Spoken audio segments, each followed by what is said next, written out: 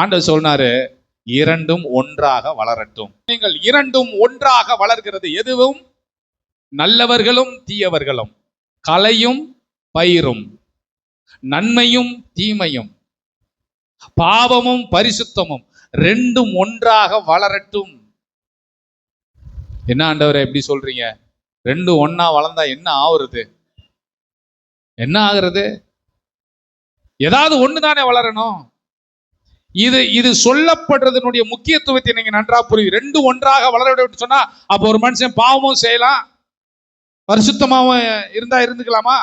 இல்ல. அதை குறித்து இங்க அவர் சொல்ல வரல. என்ன சொல்ல வராருன்னா, சுவிசேஷம் என்னும் நற்செய்தி கால வரைக்கும் இப்படி இரண்டும் ஒன்றாக வளரும். அது சொல்லப்பட்டது என்னன்னா, பரிசுத்தமும் உலகத்தில் இருக்கும், நீதிமான்களும் இருப்பார்கள், துன்மார்க்கரும் இருக்கிறார்கள். ரெண்டு பேரும் வளர்கிறார்கள், ரெண்டு பேரும் வாழ்றாங்க. அப்படித்தானே?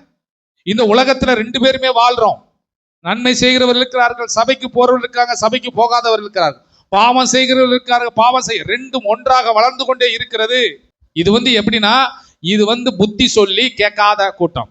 இது எவ்வளவு ஆலோசனை சொல்லியும் தன்னை திருத்தி கொள்ளாத கூட்டம். தேவன் எச்சரித்தும் கீழ்ப்படியாத கூட்டத்தை தான் கடைசியில சொல்றார், ரெண்டும் ஒன்றாக வளரட்டும். முடிவில நான் தூதர்களை அனுப்பி முதலாவது கோதுமையை சேர்க்கிறதுக்கு முன்பாக முதல்ல எதை தான் நான் புடுங்க போறேன்? களைகளை புடுங்கி கட்டாக கட்டி அக்கினியில் என்ன பண்றேன்? போட்டு விடுவேன்.